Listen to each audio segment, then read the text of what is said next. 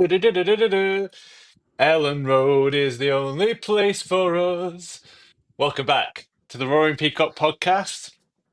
We have a massive show for you today. Firstly, we will talk about Cardiff nil pois, 0, nothing, zilch. Leeds United, greatest team in the world. 2, Daniel Farke's press conference, lots of injuries. We'll be talking about that. And of course, Elland Road is finally being upgraded with a hotel and a casino and an ice rink and a new train station, a tram. Was it? No?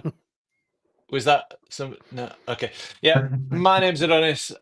You know me as at the Adelites on Twitter. It's a very good hello from me. Joining us to discuss all of that and much more, the kingpin of Twitter himself, Barney Barnstable at Barney LUFC 21. Barnes. All right. You all right?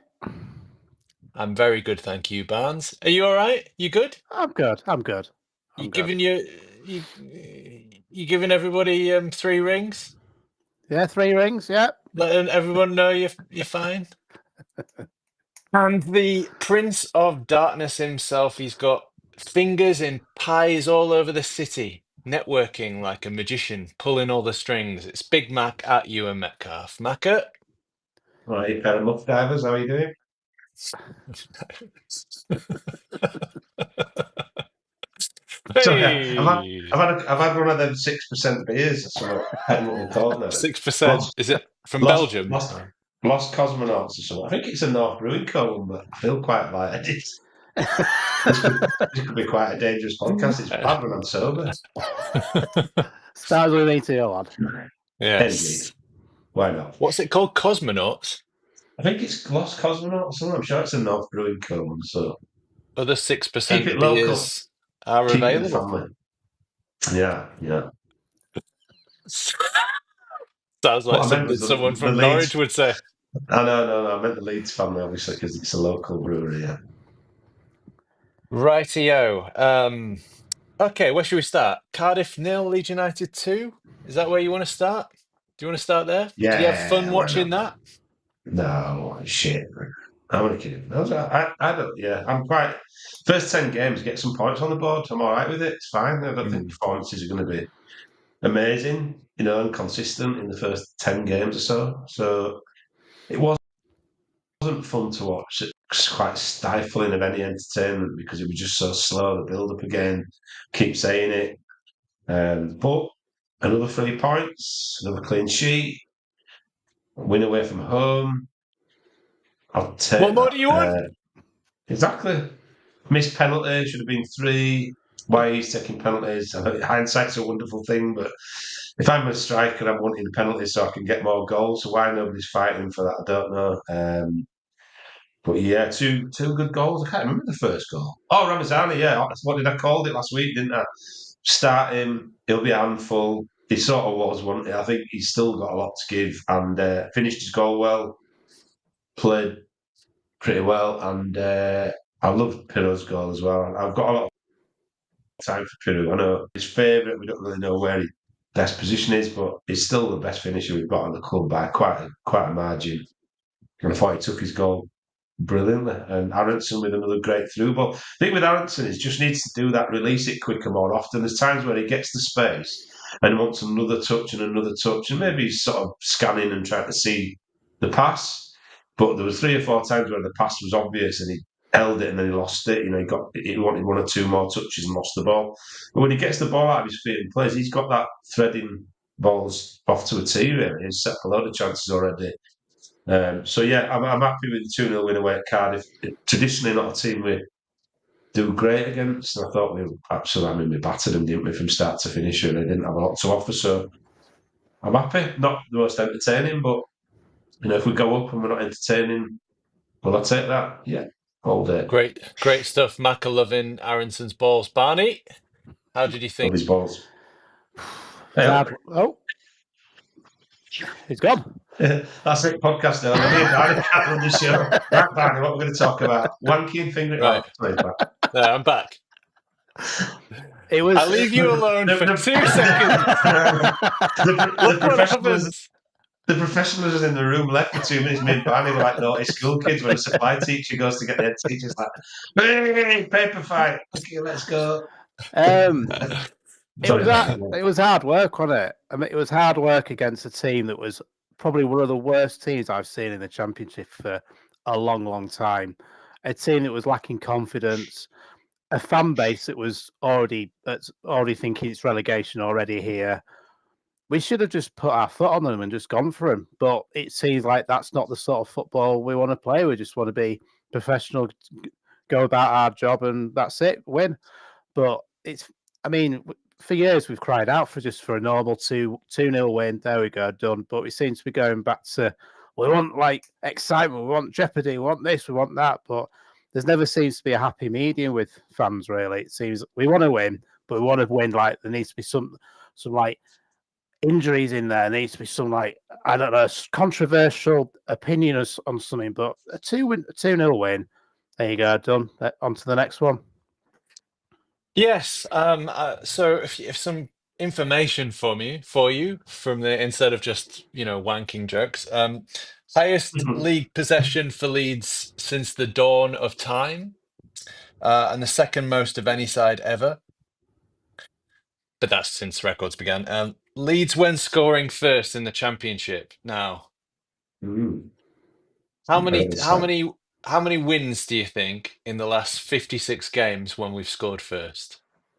43. No, 47. 36. I'll give it to Macca. Well done. You can have a sip of your beer back as a reward. Played 56, won 49. Drink responsibly. Played 50. Well, you got one right, so I'm hedging my bet anyway. Played 56, won 49, drawn 7, lost 0. So I think the trick with Leeds United is score first. Only 2 times since 1919, since Leeds United began, have Leeds started a league campaign with 3 away clean sheets. Wow. In a row. Can you guess the other year that happened? It's only ever happened. What are we guessing? One other time. So we started a league campaign with 3 away clean sheets in a row. In our lifetime? Not in mine. Oh, okay. Funny you should say that. I'm not sure it's Wilco. No, just guess the manager. Oh, Revy then. Yeah, 1970-71. So there we go. So after 6 games, we've only faced 40 shots, and that is the fewest after 6 games of a league season since 2013-2014. And here's another stat for you: 147 corners since the last goal from a corner, which was actually in February against Swansea, which I didn't realise. We've had 52 shots from those corners and 0 goals. Jesus, what a fun. But a lot of the other stats you've quoted there are brilliant. I mean, what do you want? and I do think that in his defence, that is Farke's system. Not to give chances away. I think it was Bielsa that used that quote about let them shoot from 30, 40, 35 yards. If it goes in, fine. It happens once every 20, 30 shots. But don't let them walk the ball in. Don't let them have clear-cut chances. Don't let them have possession in the box, because that's when the peril starts. I think he made some quote about that. And I think Farke's not similar, but he wants to strangle teams not having possession and not having clear-cut chances. And some of that is down to, we were saying when the kid got sent off against Cardiff, and it's often a cliche, but it's harder to play against 10 men because there's no ambition to attack whatsoever, which doesn't particularly suit us. Well, our Achilles heel is breaking down a low block, isn't it? So, well, a low block in Wigan, the games where we've lost, where we've played 10 men and should win, don't. I think that the criticism was, why does he need two centre halves and 2 holding midfielders when they're down to 10 men? So could you have taken Gruev off, for example, and put somebody more attacking on? Possibly, but I just don't think it's in his mantra. I think it's one of those things that he just wants to restrict the other team, whether they're down to 10 men, whether there's half an hour left, 60 minutes left. So all the stats are bearing that out, aren't they, that it's kind of working. I think it's about the front three or the kind of attacking third working better. That's the frustration. That's where people get off their seat, and they don't cheer pragmatic defending. It's not a thing that people get off the seats and cheer for. So he's not getting the accolades for that. And I think hopefully the front three click and things get a little bit more fluid up front, that we can't really complain, can we? We'll have a bit the sort of best of both worlds. But yeah, it's very up and down the way we play, though. I mean, especially at home, like the first 20 minutes, we're at teams straight away. It's really attacking football. Then all of a sudden, if we don't seem to score, we seem to go into a bit of a lull. That gets that other team into it, and then they seem to either score or we just seem to lose our way a bit with the way we want to play. It doesn't seem very consistent across the whole of the game. But he's also said before, I mean, which is probably true, we don't want to peak too early, do we, either? We're only 5 games into the season. None of us do, no, Barry, no. Just peak and maintain it. What's wrong with that? Not at my age. I think the thing is, I think the frustration comes about because of all the passes sideways and backwards, and a little bit too much hesitancy, a little bit too much control, a little bit too much probing, and especially after that sort of 20-minute period, if we haven't scored, then the other team can come back into it a little bit if we're not continually pushing forward and forward. If we're 3 or 4-0 up and we start passing sideways and backwards, everybody's having a right of a time olaying every single pass and singing songs arm in arm and falling over each other. Yeah. It's when we're doing that, when we're 0-0, that all the problems seem to start to arise. But it is the way that you should play football, isn't it? I mean, stop them having a shot against Melier at basically all costs.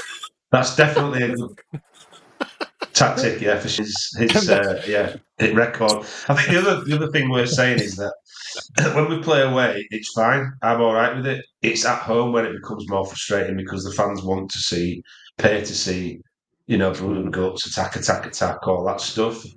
And I think that many football clubs, West Ham's the one that springs to mind, fall by this. We've got to have an identity, and it's not the West Ham way or it's not the Leeds way. I don't believe in any of that shit. I think every manager brings his own identity. We talked this week about stopping going on about Bielsa. He's gone. I think the more you look back at how we played then, you're always going to be disappointed. But the point being that at home, every single team will come to Elland Road in that changing room, and the manager will say, I don't care who he is, what country he's from, shut the crowd up.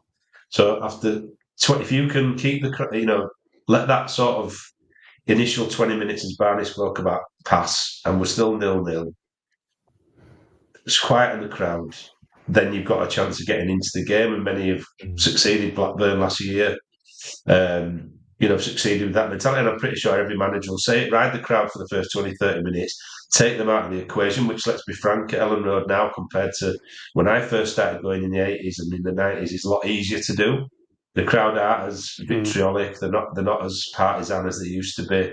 So I think if Leeds aren't entertaining them and are not putting 2 or 3 in, 1, 2, 3 goals in the first half an hour in, it can get a little bit flat. So for a fact they will pick up on that, and that'll be their tactic. So that's when it becomes frustrating. You looked at Man City against 10 men on, best football team on the planet, billions of pounds worth of talent. Can't break down an Arsenal team, who would basically just sat back with no attacker going, come on, bring it on. And they did the same, pass around the same, stick to your principles. And of course, they got the goal in the end, the equaliser, as we got our second goal in the end. So I think you've got to kind of appreciate that modern day football is not, Bielsa's a kind of, a sort of throwback in a way, a kind of a one-off. People don't play like that anymore. They want control of the ball.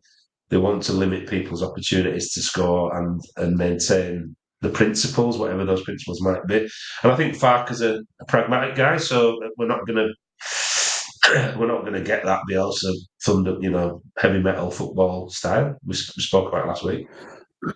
It does feel like sometimes the players are like held back a little bit. Where sometimes you see Nonto go forward with it, and you just think, just run into that space, but then he just cuts back, and you think that, especially at home, you see it, and fans just get really frustrated when you just think, just run into that space. I mean, with the attacking talent we've got on the pace we've got up front, we should be absolutely not smashing teams, but actually getting some really good chances in. But it just seems to be it's never going to be full throttle football, but it's sometimes just trust yourself a little bit. So we were a possession-based team under Bielsa, right? We were more like a counter-attacking team under Marsh, and that kind of Mourinho. Is that what you call it? Well, kind of. You spelled shit wrong. So you either want the ball and keep possession, or you don't want it, and you say you have the ball as much as you want. You won't score against us, but if you lose the ball, we've got fast guys, and we're going to get in behind you every time and counter attack. We're not interested in having a load of possession and passing sideways and backwards 700 times. As soon as we get the ball, we're going to be direct and attacking and attack those spaces that you've left in behind because you've been pushing up because you're a possession-based team. So we've tried both versions. We are going to be a possession-based team. And I think Barney hit on it, the difference between Bielsa, which was that Bielsa had these patterned plays, overlaps, underlaps, especially with the fullbacks. And you used to see Ayling do it a lot. And we'd be attacking the byline constantly, making those little runs in behind and triangles. And they'd be patterned and they'd drill it over and over and over again so that it flowed easily. And now what you can see with Solomon, Ramazani, James to a certain extent, Nonto, is we get into those positions out wide, and we don't have we haven't drilled those patterns, those movements. We don't have that flow in the final third and in intent. So then, if you hesitate a little bit in a big football game with 40,000 people having eyes on you, then all of a sudden, especially with a nervous Elland Road, you get a bit nervous yourself, and then you're going to play safe, aren't you? The crowd certainly played more of a factor before both ways. People would get very nervous when the crowd were on their backs, and certainly it'd be a lot more electric when the crowd were behind them. But flat at the moment, I just think football crowds are different again than the generation I was brought up in. Possibly because they don't spend all day, apart from Barney, drinking and refueling or whatever you want to call it, and turning up. It's a proper day out. It used to be, with all your mates. It is a bit different now, and I appreciate that. It's a lot more friendly to females and different sections of the community. It wasn't back then, but I tell you what, it was a fearsome place to go, and electric and scary and risky and all those words all at once. That did create, you often look at crowds back in those days. I looked at a picture of John Sheridan the other day, and you could see behind him in the stands. There wasn't many people there, but my memory of going in those days, 87, whatever, it was absolutely bedlam. The Cop, particularly the low fields, what is the family stand now, the standing pens there, the boys' pens. It was just nuts. So I think it's different, and very different. Sound flat. That was an era, though, where people drank and smoked to a almost sort of like Olympic standard, where they'd be looking sort of well into their 60s by the time they were about 19. Yeah, thanks for that, mate. I stayed looking like I'm in my 60s when I'm nearly 60. Right then, a couple of on this day from the Joe Mewis book, just to reminiscing as though we're talking about. I feel like stats now. Besiktas 6-0. Boom! There you go. That was the blockbuster I was going to end on. So we'll start where I was going to end. Amazingly, so Tuesday, 26th September. The year 2000, amazingly, given their 4-0 loss to Barcelona, United topped their Champions League group of death at the halfway stage following a devastating 6-0 win over Besiktas at Elland Road. A near flawless display from O'Leary's men saw 5 different United scorers as they proved that they could excel on Europe's biggest stage. Great night, that. Mm. Do you remember being there, amazing. Barnes? Were you there? I don't think I was at that game. I remember watching it on ITV. Remember when it used to be on ITV at 7:30? Oh, yeah. Yeah. I do, Yeah. actually. Yeah. Then you watched the highlights, couldn't you? After was it 1:15? The highlights. Yeah, I was there. remember- South Stand. Yeah, You were there, South Stand. yeah, in the south. Well, that was the time we spoke about this last week. You could buy all 3 group tickets, 65 quid. There was no internet or anything like that, so you kind of, well, it was, but you didn't use it. You went down to the ground and queued up in a big queue. It was very party atmosphere and it's brilliant. And yeah, the Besiktas game, memorable for a number of reasons. Easy win in Europe, which is never easy to achieve, but Don Matteo, I'm sure Don Matteo played, forgive me if I'm wrong, and he was a fucking monster that night. He just haunted people. I think did he score? I think he scored. And remember a lot of different scorers. It seemed like everybody was trying to score that night. They seemed, I mean, I don't know Besiktas history, how good they were in Turkey, but if I remember rightly, there was a bit of a ban on them bringing away fans because of the Galatasaray situation, them being Turkish. They brought a It was a very small contingent, wasn't it? And I think it was, that's what I was going to say, because I think it was in the West Stand where the away fans are now. Yeah, and Is that where they were? Because he used to be in the South Stand, didn't the away fans? No, we were in the South Stand. All the Champions League, we were Leeds in the South Stand. They gave away the West Stand, and that game they brought just dignitaries. There was no fans, so it was all like players, families, and the president of Besiktas and his people, whatever. And they presented Leeds with some flowers before the game, almost to, I'm not saying apologise for the behaviour of the Galatasaray fans and Galatasaray as a club in general, but almost like to distance themselves from. It's not they a problem. They hate Galatasaray. Absolutely. So they were really, kind and very sympathetic to what had happened, and quite the dignitaries kind of presented the Leeds people with flowers and laid them on the pitch. It was all very friendly. And when the game went off, it was almost like they just never turned up. Besiktas, it was a bit very, very one-sided. Not just the scoreline, but yeah. Baka's goal, he like slid in, I think, and it went like low. Anyway, my mum loved Baka. She absolutely loved him. A bit like she loves Gruev now. She got Gruev on a shirt, by the way, this year. Or last year, sorry. She got James this year because she also likes him. Anyway, she get the right number on us. She get the right number on. Let's not talk about that. Thanks for bringing it up. Again, every week. I'm here all week. We got last year's squad numbers if you missed the other episode. Anyway, so Baka scores, and I turn to her, and she's got like literally love hearts in her eyes.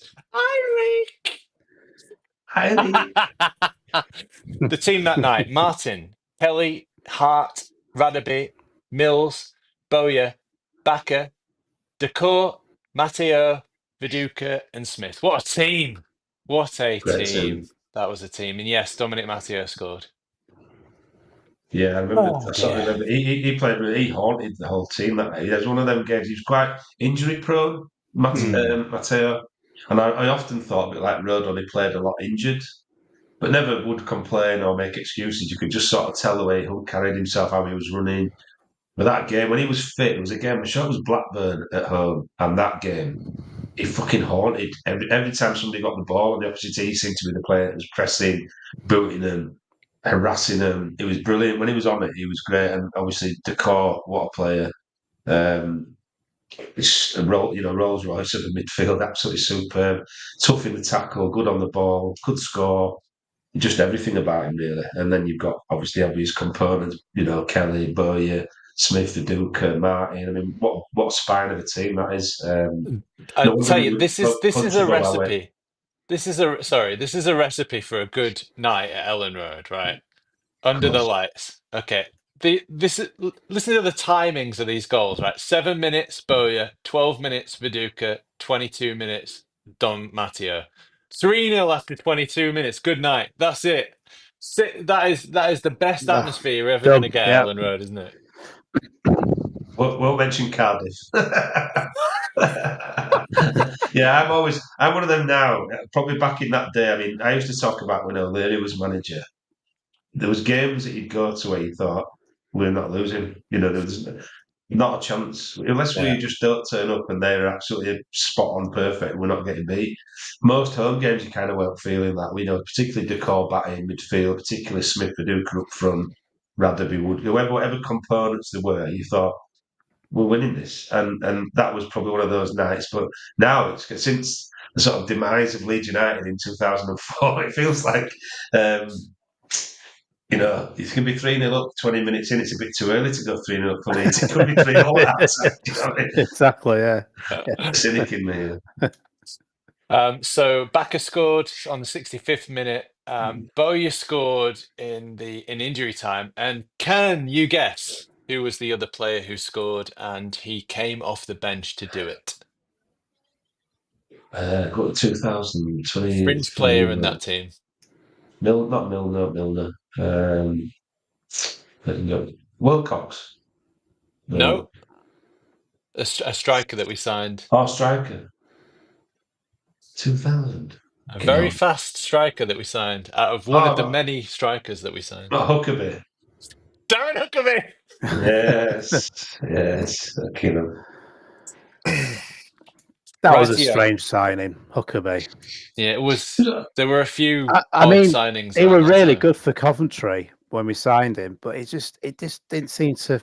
It just thought we're going to get him because he's doing really well in the Premier League, but he didn't really sort of fit anywhere for me. No, it was splashing the cash for no reason, really. It was the start of what killed us. That's the whole point. We were buying the story I always tell around that time, and it was more sort of again my generation. But there was a situation whereby we needed a left back really because Hart was for all his set pieces, and it was a bit of a weak. But I remember watching Team Southampton with Theo Walcott. That was their tactic all night, hit it over the back of Hart. As soon as we get the ball, ping it diagonal to where Hart is over his head, and Walcott will beat him for pace and we'll be in, and the tactics often paid off. So John Arne Riise was available, and I think we wanted to pay 3.2 million for him, and they wanted 4. And of course, we didn't do it. Liverpool got him. You look at what a player he was probably equally as good on set pieces, really dangerous, free kicks, better defender, fitter, quicker. And then we went out and splashed 11 million quid on Robbie Fowler when we had Robbie Keane, Viduka, Smith. You kind of think, you could see there was a bit of a disconnect between what we needed and what we were buying. I think Huckabee was a pure pace thing. Because if you look at the attack line, and you look at what we had in midfield, there's no pace. The Smith wasn't quick. Viduka definitely wasn't quick.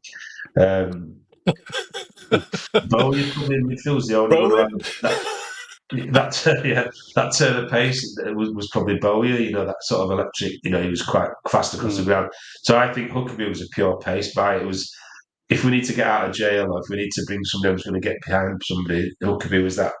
That's all he had. He was a bit like Walcott in a lot of respects. That he wasn't technically the best footballer, but he was very quick, and he obviously notched a few goals because of it. So I think that was probably the reasoning behind it. But there were so many times where you looked and thought, "Why are we buying? Why have we balked at paying £1 million for John Arne Riise, and then gone and splashed 11 million quid on Fowler?" Which my old saying used to be, "Liverpool don't get rid of good players now." He was kind of accepted to the rules. I think they bought him back again about 3 years later.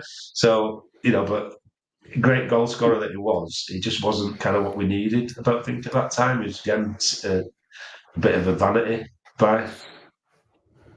Rightio, 211 people watching across the different platforms. So very good evening to you. Good evening, everybody. Whoop, whoop. So Derek Moore says, "Evening, gents. Evening, Derek. Keep those Derek? comments coming in. No fear of this Leeds team doing 3 within 20 minutes. Well, you never know. We hit the bar three times in the first game, didn't we? So you never know. Maybe we do tend to have pretty good 20-minute games. In fact, if you are a fair weather fan, just turn off after 20 minutes because that's probably as good as it's going to get. Michael says, "Evening, Barney, Ewan, and Adonis." Evening. Good Michael. evening, guys. Oh, there we go. Is it working now? Yeah. Okay, now it's working. Sorry, I'm on this newfangled device technology, eh? Okay, that was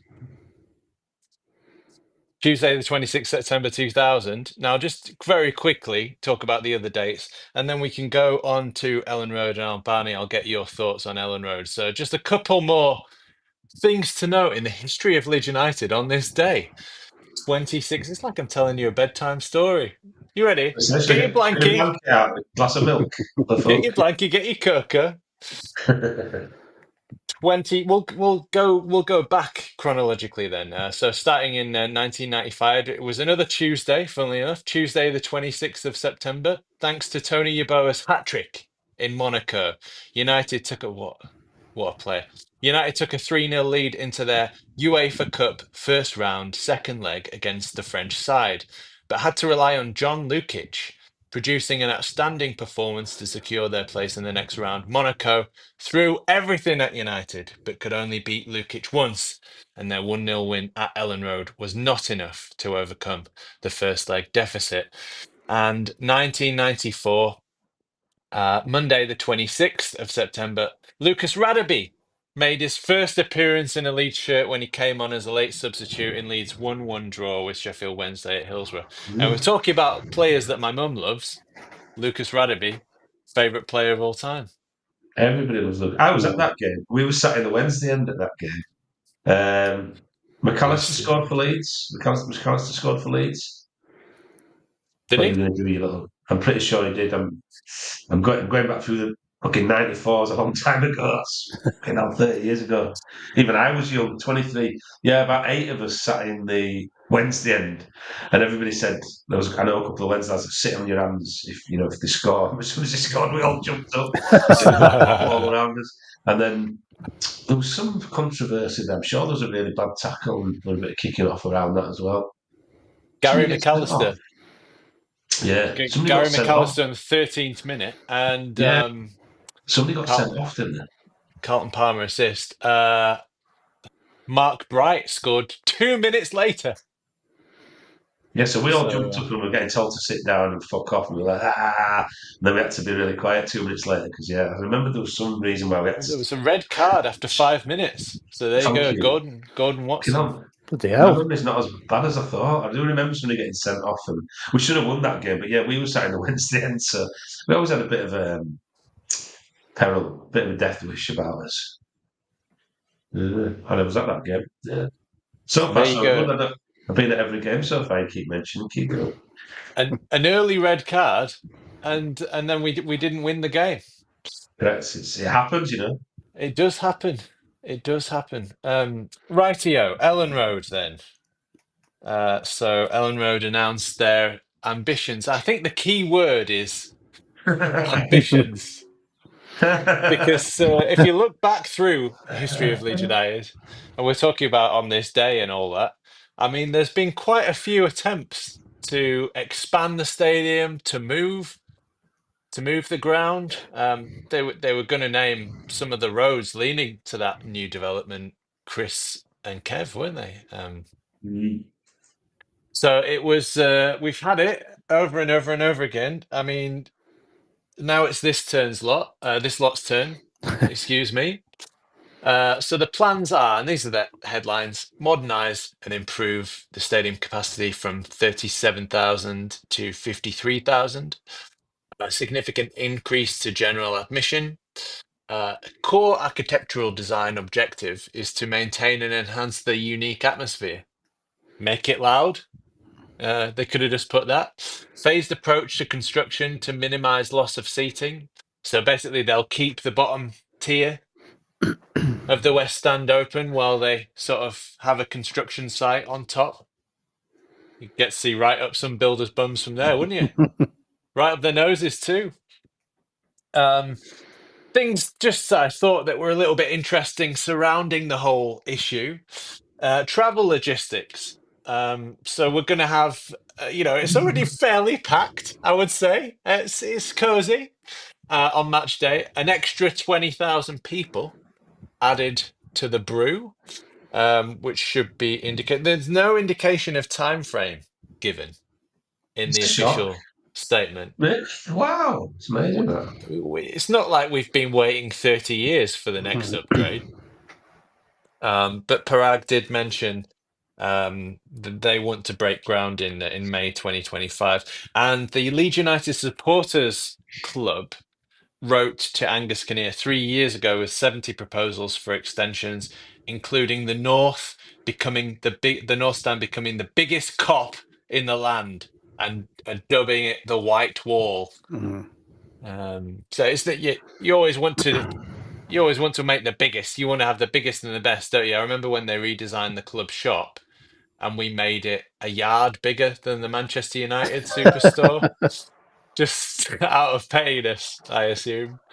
Barney, what's your thoughts on the ground expansion? I mean, obviously it needs doing. The old classic saying is, once you see spades in the ground, fantastic. But it's all promises. Is that a classic saying? Yeah, a well-known phrase. A well-known phrase I've never heard of before. Have you not heard about that? Not heard that one. When they say spades in the ground, that's when he's going to start seeing stuff. Oh, spades! I thought you said space in the ground. Fuck you on about spades in the ground. Yeah, exactly. I don't think with this ownership are the sort of the ones to take the piss. I think Parag's gone through with the 49ers, haven't they, to do the 49ers stadium. Also, they realised that the revenue's there. An extra, 20,000 coming to Elland Road. Those people that are going to be coming to Elland Road are not going to be the people like me, the legacy fans that probably spend about 15 quid on a pie and a pint at half time. They want the other fans to come in that are going to spend prawn sandwich. Yeah, the 200 quid a game. They want that sort of money, and that's the only way we're going to start being able to compete in the top level of the Premier League if we ever get promoted is by I know it's a cliche saying we are a sleeping giant, but a one city club, we should be up there. We should be up there. The fan base we've got, it's not just in the local area. It's not just in Yorkshire. It's I'm meeting an Irish guy who's coming over on Saturday. He spends an absolute fortune when he comes over. He spends a fortune. There's these Norwegian guys that come over every single game. The fan base is there, and they've got that waiting list of 16,000 for season tickets as well. At the end of the day, people will say, I want money to be paid on players, but the only way you're going to get those better players is by increasing your revenue. That's the only way you're going to do it, and that's the only way we're going to be able to compete with teams like, if we're going to get into the top 8, for example, or the top 6, that's the only way we're going to be able to do it, because you can't just spend a load of money all the time. You need that revenue to come in. But for me, I mean, Mac will know more than me, but that Leeds city centre it's not prepared for an extra 20, say for example, 20,000 people. I know it's not just with the whole city, but that city is not prepared. The infrastructure is not there. The transport infrastructure is not there. I mean, we get a taxi into the ground, and they complain about that new one-way system, and apparently it's going to take another 2 or 3 years before they sort that out. So it's not as easy as, right, we're going to put our spades in the ground and start digging. There's so many different people you're going to have to be working with to get that done and get it sorted. Don't forget all the roads that they're going to close to build the tram. Yeah. This is the thing. I'm getting on my high horse now, but this is the thing. Come on. This is the thing about this fucking country is that we got rid of trams, and then all of a sudden, I've got an idea. Why don't we put trams in the city? They had trams in the city, but they got rid of them because everyone had cars. You just honestly, you can't be travelling around on the old tuberculosis tram that they used to have in fucking 1890. You've got to update the fucker. The black dog tram. No, you're right though. Yeah, we're going back to old. Get a monorail. That's what I want. Keep saying I want a monorail in Leeds. Be amazing. Imagine travelling around in the sky on some sort of fucking thing. It's like Blade Runner. Well, I was just With going to the say way, like Blade Runner, yeah. yeah, with the way the water's going, we might need that. They're like water world soon, so we might need monorails in the sky. Yeah. Yeah, Well, you're it's absolutely. 2025. Like, where are the hoverboards and hover cars? That's what I Yeah. want to know. Yeah. Gone backwards in many Macca, ways, Barney. what are you Well, it's thinking not. about the? What are you thinking? What have Well, you heard? Do you need to do any re- disclaimers? Do you, do you need uh, to? Do you need to get yourself out no, of libelous I've got statements that to. you might be making? Uh, Do you want to be sued or not? no, clearly. For the first time ever on this podcast in 4 years, more plus, I've got to really think carefully about what I say here. For many reasons. I might say allegedly quite a lot. That's all Hmm. I'm going to say. So it's going to get a bit, have I got news for you now? But so Barney's hit on a massive issue, right? So the whole of the city centre, south of the train station, around the train station, transport is a problem. Has been a problem for some time, is likely to be a problem continually going forward for the next however many years. In regard to the tram, right, that is going to be a significant infrastructure development, great, but it's going to cause in the short term a lot of disruption.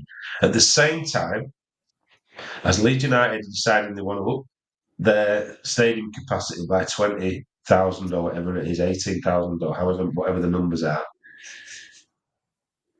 it's a perfect storm, right? And the problem that you've got is rarely the Leeds United ever consult or think about anybody else in the city or do the kind of what's the customer satisfaction survey, Due diligence. the due deal on it a little bit, but that's kind of, I would almost describe that as further down the line, the due deal. It's more for me thinking about their local communities, thinking about local councillors, the council, Leeds City Council, plans around West Yorkshire Combined Authority, Tracy Brabin, the tram. Rarely, and this is an ego thing, and we had a bit of a lover's tiff the other week about our mate Angus Kinnear. I would speculate, but I'm speculating with quite a lot of intelligence, or certainly I'm quite confident in my speculation. Angus Kinnear will announce things that he has done no legwork on in advance. So he's announcing things at the minute that he can't guarantee. He's announcing things at the minute around the stadium expansion that he won't have, in my opinion, of okay with anybody else. So some of it is pie in the sky. I've been around long enough to know, I've heard about, forget about Ridsdale and Sturton and the ground moving and the Nike Arena and all this stuff, right? I'm talking more recently about a potential to bring the training ground back to Holbeck. So there is an issue in the city with millionaire football players. We talked about this on one of the pods many years ago. Existing out in Wetherby and living in Linton and travelling 3 miles into the training ground and only coming into the match day. Elland Road is a 26-day-a-year property business. Let's be honest. I know it's got more usage now, and more things are going on around the stadium, but ultimately that's what it is. When the most people rock up at that stadium, it's 26 or whatever it is now games a year, home games and a few cup games in between. So it's a 30-day property business. In regard, what Just stubbed it's me going to toe. do? Oh, have you? I thought Stubbed you. me toe under stubbed me toe on the desk. You I know that wondered what you Family were doing Guy then. meme where he falls off his bike and he's like Well, you're right. I was moving a little bit as holding well. his I knee thought, for like 5 minutes. you're right. I was moving as well a little bit. I thought, what the fuck's he doing here? Just because I'm talking a bit, no need to get excited.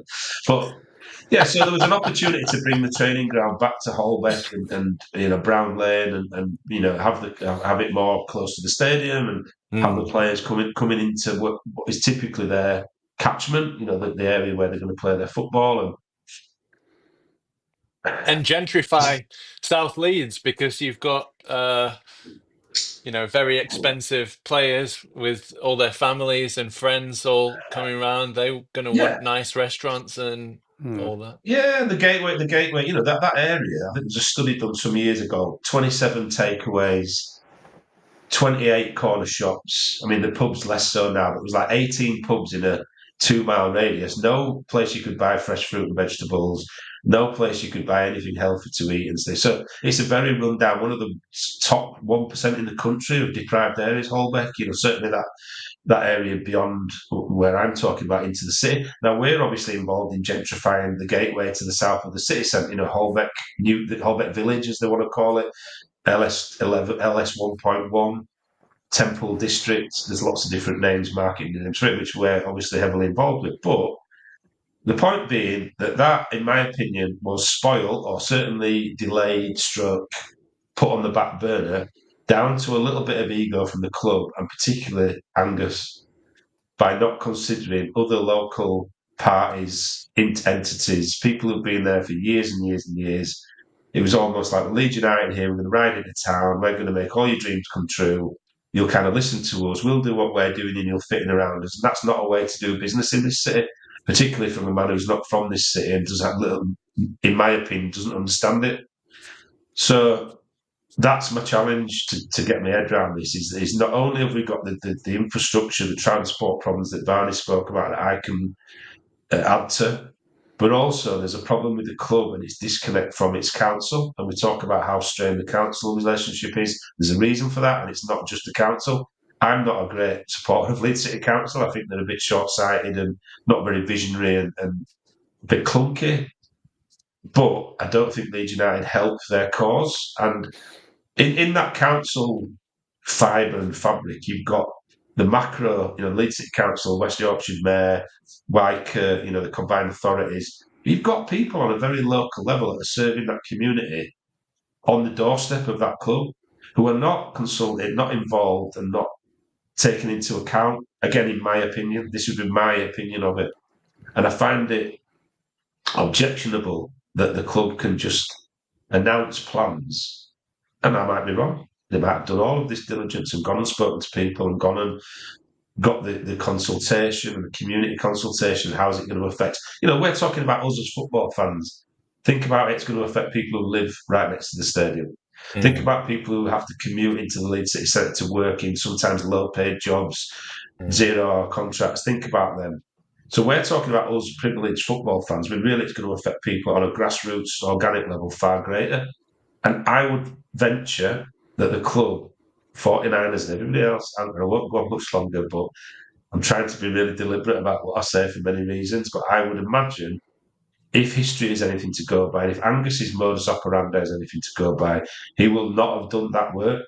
Therefore, it's going to meet with obstacles and objections and problems further down the line. So it's all very well thinking, great, we might get a season ticket in 2 years' time or whatever. I would project that as being far further down the line. And I don't want to be negative. I'm being realistic. And I hope I'm wrong. I always hope I'm wrong when I do my Prince of Darkness bit. But when I got upset about Angus of the week, this is why. Because I know that the way that he operates, the yellow doesn't sell. The whole thing leads me to a person who likes sound bites. He's a bit of a politician. He's got an ego. And you've got to think that football club serves this community. And this community is everybody in this community, not just the £200 game spenders, the corporate people. It's everybody. It's its neighbours. It's its communities. Yeah. And I would say it's failed on these. And it's doing a lot better. And there's a lot of strong points. But let's be real on this one. It's a big proposition, a big proposal. And needs people who are really bought into doing it properly and for the good of the community, and with a little bit of consideration for the small man and the man in the street and the local politicians and ward councillors. I think the statement from Councillor James Lewis, who's the leader of the Leeds City Council, that was issued alongside the statement from the club, and I think that was telling as well that they included him and his statement in the club's official announcement when it eventually came out after Angus had leaked it on the Square Ball interview. I think that reflects a lot of what you were just saying, basically, because obviously he's representing Leeds, the city, and the interests of the city and the people there. And I thought it was quite telling, this part, not all of it, but this about halfway through it, he says this investment can also be a catalyst for wider regeneration plans of South Leeds, i.e., this is what we see it as. You might see it as an expansion of your football club, and you might Right. come in here like a bull in a china shop or whatever whatever, and just demanding approval. But this is how we see it, which represents an opportunity of national significance. Getting there will be easier with work to improve Leeds Station and the introduction of a White Rose rail station, along with potential of proposed mass transit route from the city centre to close to the ground. So that's the tram. And we've had some very positive initial meetings with their team and look forward to working with them on this important vision to ensure the project moves forward. So you read in between the lines of what he's saying there. What he's saying is, if you want approval, that's fine. I'm a Leeds fan. I want the expansion to go ahead too, but these are the things that we need to compromise on, and we need what was it say? To improve Leeds Station, so they need money and investment for Leeds City Station, which they do. The introduction of a White Rose rail station, which would be fantastic, and the tram, so they need the tram to go through as well.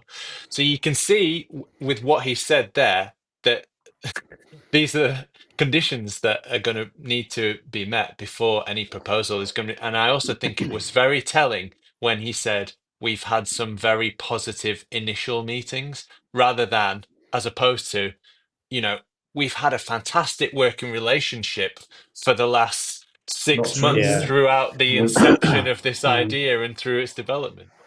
I think also as well, I think like you shared it in the group chat this morning about the Luton, new Luton stadium.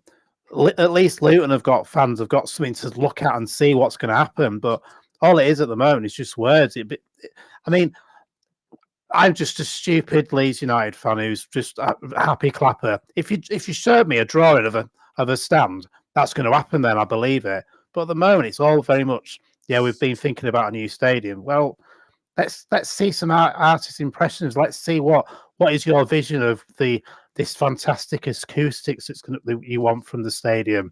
What is it that what are the fans in the terraces going to get compared to what we've had for the last 30 years? Something different like that. But at the moment, it's all very much words, isn't it? Frozen pie Yeah. stuck on the wall for a decade. Yeah. Yeah. Well, I think the thing is, it's Something the a bit talk. different. It's the kind of be seen to be doing stuff rather than doing it. And we talked about it the other week when we got on to Angus, and I had a bit of a rant about him. Stop going out and releasing stuff like you're in the know and you're at the forefront of it. It's like he's trying to prove his worth.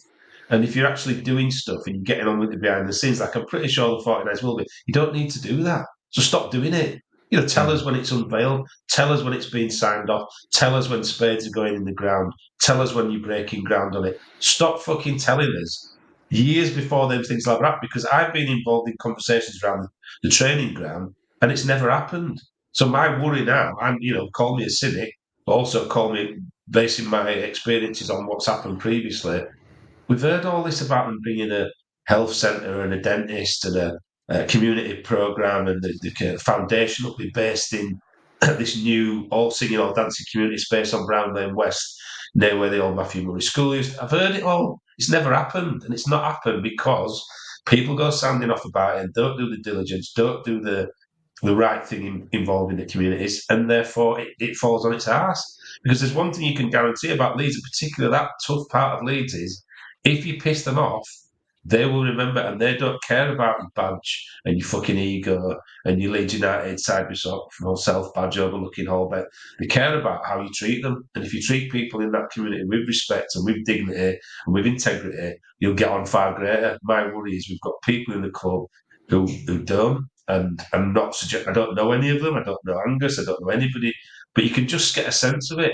And I speak to people. I am on the ground. I'm in those communities, and I hear stuff, and it pisses me off because I think with that cohesive approach, with that integrity, with a bit of fucking humility, you could get anything done.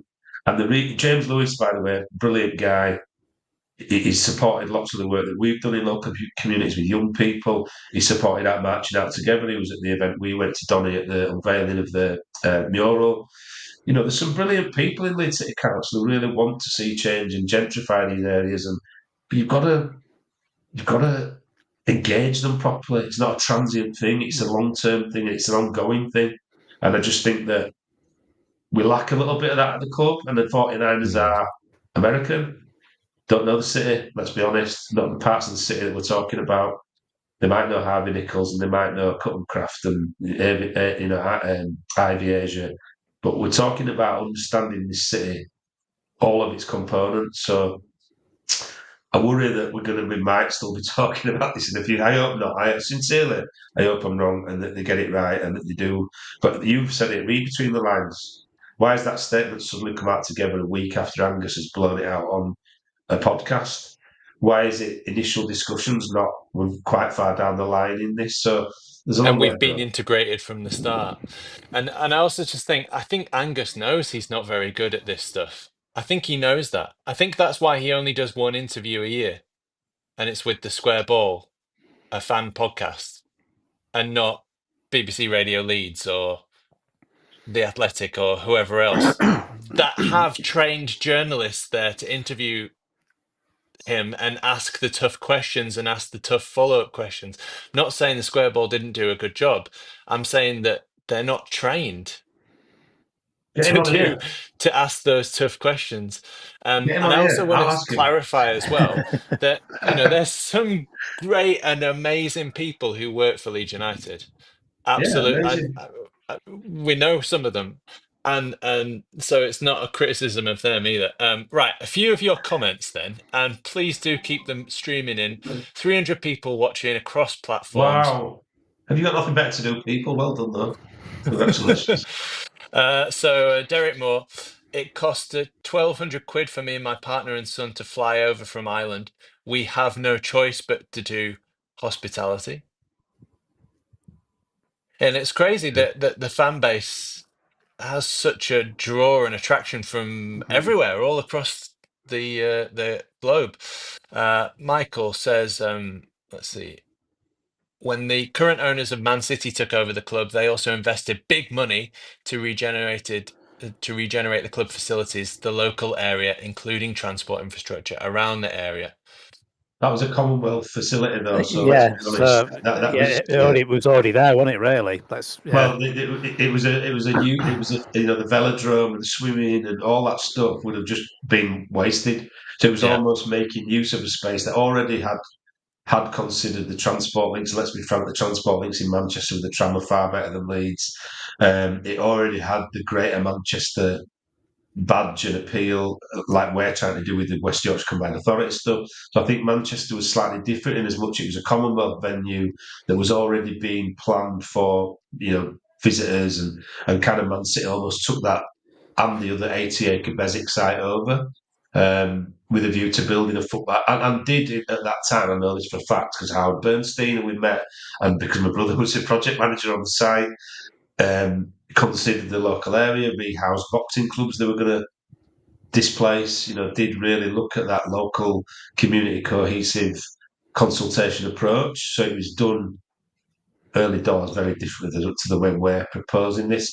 So I think Manchester's a slightly unique situation as much that it was already a venue and a venue that ultimately would have been stood almost desolate, because it was just a Commonwealth Games venue. So they used the football pitch in the arena as the Man City's youth training ground and where they play their reserve games and stuff like that. So kind of had the infrastructure a bit kind of already going on. But anyway, I digress.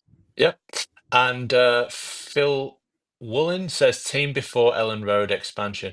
And I have to say, so clarification here that the two things are they're two investments are completely different areas of the club. And when they talk about players, that is completely in line with profit and loss, profit and sustainability rules.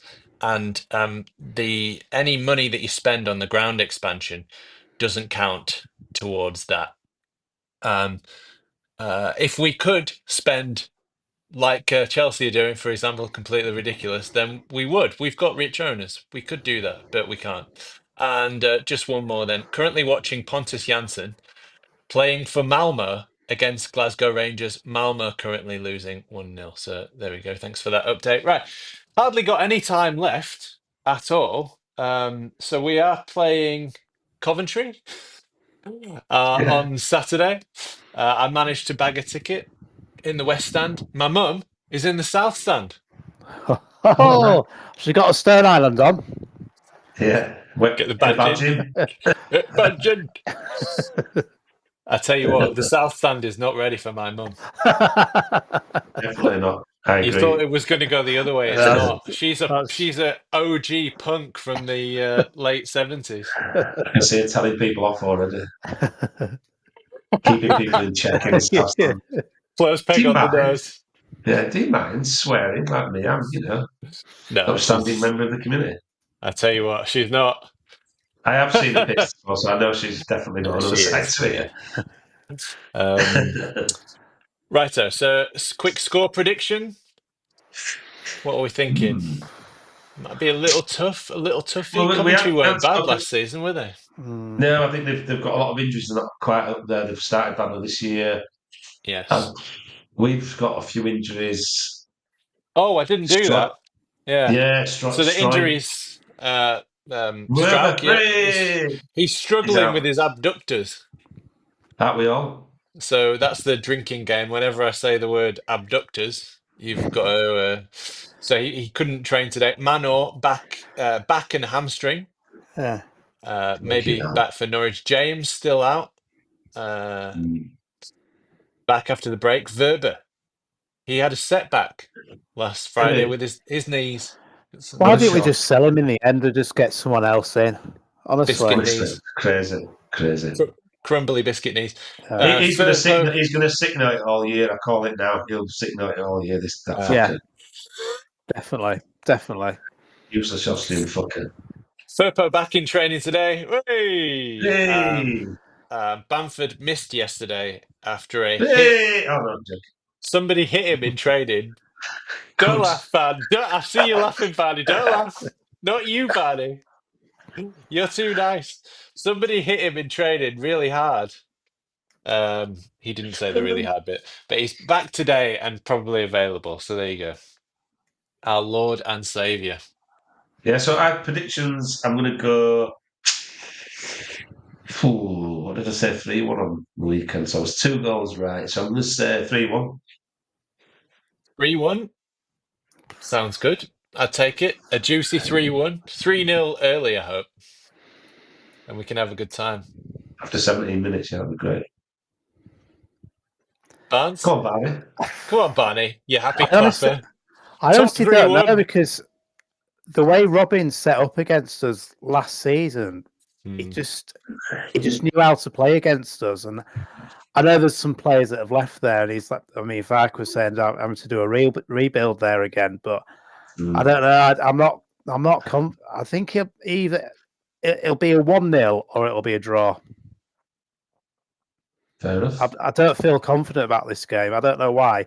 But then again, it's a 3:00 kickoff. We've been talking about how the atmosphere's been shite recently.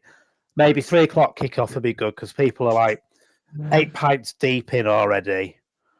And just go for it. We said people. You mean fucking you, Barney? Not people. Most people will be about 2 pints in. They'll still get there. Maybe it'll be better if I drink 8 pints. Barney will go like he's going for an 12 kickoff and be there at 11 in Peacock and be 8-9 pints deep. Yeah. Go on.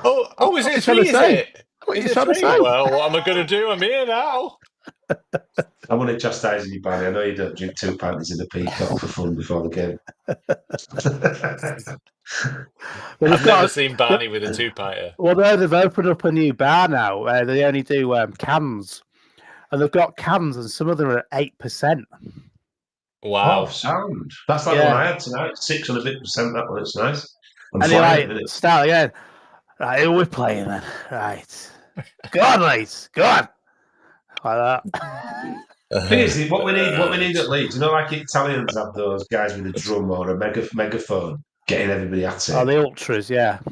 Yeah, like we need. Back in the day when I used to go in the COP or wherever you were, there was always a big oogie who'd usually had about 8 or 9 pints, and it would just started chant after chant after chant.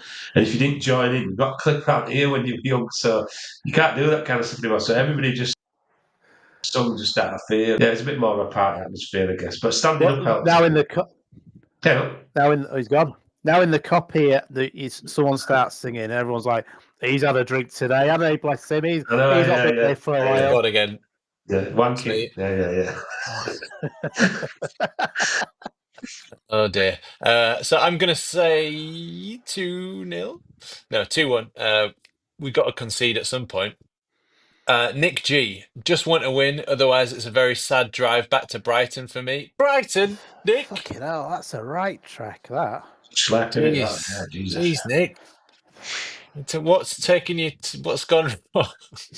Taking to Brighton. Brighton's a nice place to live. Why don't you go see Rooster play instead? I've never been. I'm just kidding. It's banter. Hey, listen, if you're talking about shit atmospheres, I watched the Brighton game on fucking complete silence. It's like, yeah, Rutan will love it. Michael says Solomon, Verba, and Bamford will continue to have ongoing injury issues. Well, did you see Schmidt came out in a interview this week and said that he almost quit football because he had so many injuries problems. Right. So there you go. That's our new right back. Michael says, Adonis, missing your vlogs with your other half watching Leeds United matches. Any chance they will make a comeback?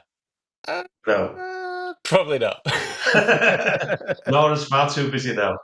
Listen, they moved to England. England's not like Austria where you can have like siestas and fucking, these very fucking relaxed hours. It's like fun here. We're living the dream, aren't we?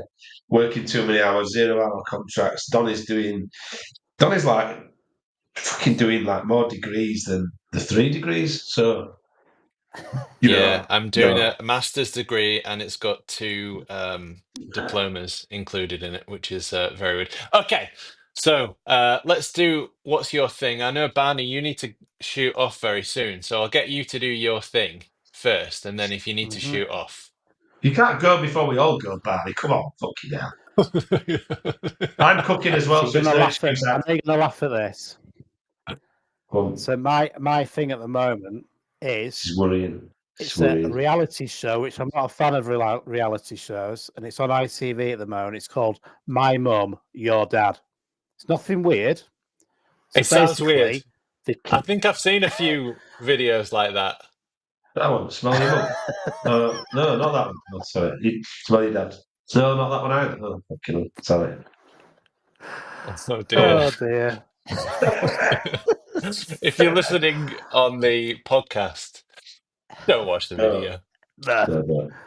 So basically, it's the kids. They're in a house, and there's a load of parents, and then the kids choose their parents to go on a date with the other people in the house, and then they can watch them while they're on the date. It's quite good. So it's basically like creepy. It's like they can't choose. Just the adults in the room can go on a date, not any other. No, just the adults. So I say kids. I mean, the kids are like in the early 20s, mid 20s, and the mums are the mum and dads are in like the 40s and 50s. I mean, there's one woman who's meant to be 44. She's not 44. I mean, she's good looking, but she's one of those. She's not 44. No way. I keep saying to my wife, she's not 44. And then you look at other people like he's 46. Do I look older than him? And obviously my wife says, no, not at all. Well, she's like laughing away. But it's really interesting. But I was just thinking, I could not be asked to go out dating now at my age. Mm. It's not like it was years ago. You could get 2 VK blues for £5, see a bird, get the number, you know the rest, and done. But now you have to really work for it. 2 VK blues. You were romantic. 2 VK blues, yeah. Or what was the other one? Plastic cast. The Red Squares. Do you remember Red Square? Yeah, different Thunderbirds from my day. 2020, Mad Dog 2020 in my day. Share a bottle of Mad Dog 2020 on park bench or bandstand it round the park, and you willed your oyster. White lightning. Clams and oysters at that stage. Simple times, wasn't it? Just simple, yeah.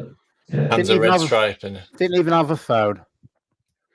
Well, talked about how Twitter and the internet has ruined people. I'm starting to believe it because it was simpler times, and you had to have an interaction with your own, like your people, didn't you? Whereas now it's Yeah. like very transient. My mate's got my son's got mates that. Oh, he's my best mate, and you only ever talk to him on a headset on Xbox. It's like, hell, that wouldn't last 5 minutes in my day. That's like my son, and he's fallen out with his best mate because of a game, and then he's asked him if he can be mates with him, but he can't be. And I was like, this is like girls. That's what girls are like. Boys are just like, right, you're a dickhead. Let's sort it out. Right, friends again. It's done. Let's have a fight and then go for a pint. Yeah. Yeah. Not anymore, then. All sorted. very good. So that was Mums and Dads. What's it called? No, it wasn't that. My mum, your dad. It's good. My mum, your dad. Wow. Yeah. Amazing. Barney bringing the cream rises to the top with bands. Yeah. So we've gone from It's never Game of Thrones or House of Dragon. It's never anything To like be that. fair, Is it? when was that made, Barney? It's recent, right? It's recent. It's brand new. So Right, I've got to this year. He's moving Oh on. my He's God. moved on from 70s and 80s sitcoms, so we're getting there. Dragging That's him true. Yeah. dragging him into the 2024s. Still haven't watched Band of Brothers, I take it. Not yet, no. But the Penguin looks good on Sky. Oh, you've ruined my thing. Sorry. Sorry, I've got others. It's fine. I was going to mention that ain't my thing, by the way. As in that Penguin, Batman, Gotham City. That's not my kind of normal viewing. And I thought I'll watch it because Colin Farrell's in it, and he's usually decent. And I saw a couple of the adverts. Fucking hell, it's brilliant. Is it? Is it? Looks good. Oh my god, the cinematography, the acting. I mean, there's some really good people in it. It's amazing. We watched. I think it's on a Monday. And you can't sort of, and I quite like this. You can't binge it. watch it. Yeah. Oh, that's good. Yeah. So I watched one and I was like, I fucking want the next one. I want the next one to see what happens. And Colin Farrell, you won't believe it. I said to my missus, it's Colin Farrell. Even my son, because he loves The Gentleman, where he's the coach in The Gentleman. The guy who throws vinegar on the guy in the chip shop. And yeah, that's him. No way is it Colin. My missus wouldn't have it. She's like, it's not Colin Farrell. It's not. Really good. You would not believe it. It was great. That was my television thing because I've been very talented with it. My thing's going to be really quick. Sadly, we lost little Terry this week. 3:24 yesterday afternoon. Little Terry McCann passed away, so I just want to wish him, his family, friends, all the best, and just had a little drink for you last night, Terry, and fly high, my little mate. You know what I mean? What a beautiful soul and a lovely character and a lot of fun Terry was. So I'm really sad about that. Yeah, sad news, but not unexpected, and sure we'll have a good send off for him when we get there. The other thing is Gareth Senior. I don't know if you know Gareth Senior. He's very heavily involved in the Chris and Kev memoriam type things and the yearly stuff. So it's on Twitter, but I just wanted to mention it tonight. On the 4th of April next year in the Leeds United Pavilion, they're putting together a 25-year celebration or not remembrance. I don't like to call it memorial. Remembrance type situation for Chris and Kev, and they're looking for corporate sponsors. I think they're looking for a main sponsor at 20 grand and some smaller packages, which I'm looking at 5 grand. Get a table for 10 people, and I won't spoil it. I won't release too much information about what's going on. But it sounds like a really good night. Food, 3-course meal. In the pavilion, there'll be players from that era, that generation there, live music. So I just promised, Gareth, who does a lot of really good work behind the scenes on that particular situation, that I would mention it tonight and just get it out across bless them, the 300 and odd people that are watching the show tonight. So if you know anybody, corporate businesses, people that you know, family that might be interested in getting involved in sponsoring that event, I know people sort of say, well, why aren't Leeds doing it? Leeds are heavily involved in supporting that event, the club. And again, this is counteracts the thing about sometimes they're a bit negligent in this, but they've been really supportive of Gareth and what he's trying to do. And no doubt giving space for now and doing lots of things for now and getting players involved. So the club are doing their bit, but it's time for fans and people who watch this programme to maybe get involved themselves, buy tickets, whatever it is that Gareth ends up announcing. So follow him on Twitter at Gareth Senior, and if you can sponsor a table, bring some mates, have a great night out, and celebrate the life of Chris and Kev, then amazing. All of that stuff the club get perfect. They get Yeah. it spot on. I don't know who it's, a community manager or whoever it is, but we do criticize the club. I feel that we're quite fair, really, and we criticize players sometimes, managers. You know, Yeah. Sam Allardyce copped it, Marsh copped it. You know. Anyway, my cousin Karen Butler, she knew Terry as well, and she just Okay. put a photo and a message on Facebook. So I just saw that just coincidentally earlier today. Do So you know what I was going to say? Just sorry on Terry really quickly. Everybody knew Terry. He was one of them faces that if you showed, he was like everybody knew him and everybody loved him. One of my friends, Matt Connell, said last night that we were talking about having a drink for him, and I raised the glass to him at 10 o'clock and sort of said a little few things to him privately. But Matt Connell said, "You're not alone." I think probably 80% of the 40 to 60-year-olds in Leeds probably did the same for Terry last night. What an epitaph that is, that everybody knew him, everybody loved him. Is the glass when we heard he passed away. So, if you can leave a mark like that, he lived his life to the full, fuller than most, I think, probably fair to say, and probably left with no regrets. And it's just sad how it kind of happened. But like you're saying, if you speak to him and say, little Terry McCann from town, most people would know, or somebody it's like that circle, that steps people of will know. separation. Correct, yeah. All right. So rest in peace, Terry. Now my thing has been obviously starting uni, um, doing a master's degree in journalism at Leeds Trinity University. If you are thinking at all of pivoting your career towards journalism, it just got rated by The Guardian as the #1 university in the UK to study journalism. Cannot recommend it enough. It beat Oxford, beat all those other places. It is amazing. I'm in a great cohort, young, full of young people, intelligent, compassionate. They want to change the how do you world. fit in then? They want to help the world like a sore thumb, Barnes. I look like I'm lost somewhere. I've just stumbled into the wrong room. I think he's a Is this? supply teacher. I've just sat down in a chair, and people just assumed I was there for the course. But no, You're the studiousest, I mean, you get away with it. it's been absolutely brilliant. The facilities there are amazing. They've got a whole media center. They've got a whole newsroom. They've got a radio. They've got rooms where we could do a podcast, for example. Oh, hello. They've got cameras that you can book out. All the latest fangled dangled technology. They've got brilliant lecturers who are very, very experienced. We're talking decades of experience in newsrooms. It's just really good, and there's just an absolutely enormous amount of work. I'm not sure what I've gotten myself in for, but yeah, that's my thing. Really lovely people, made some sort of almost immediate friends, just getting on the same wavelengths, met my people, and yeah, it was great. It was a really good first week. So a few of your comments, and then we'll say cheerio. Can Nick you say before G. you do the comments, do they use fangle dangle equipment in the prospectus? In Is the that like a technical terminology, fangle dangle equipment? I think you used the term fangle dangle. I just wondered if that's something you picked up from the. fandangled.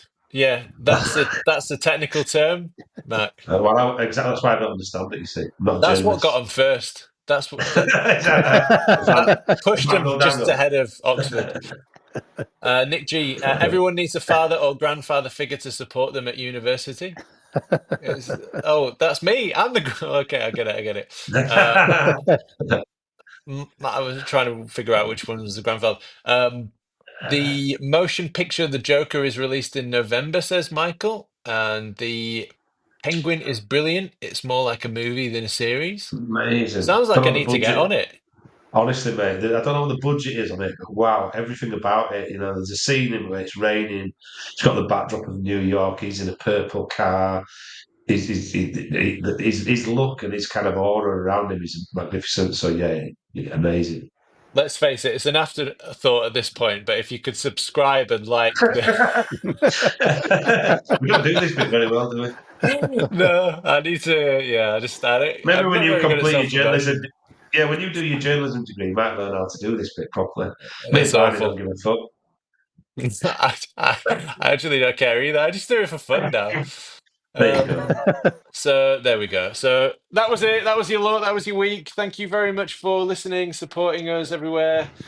Go on to Gareth Senior on Twitter and give to Chris and Kev 25th anniversary and RIP Little Terry. What else? Come on, Leeds! Come on, Leeds! 3 points.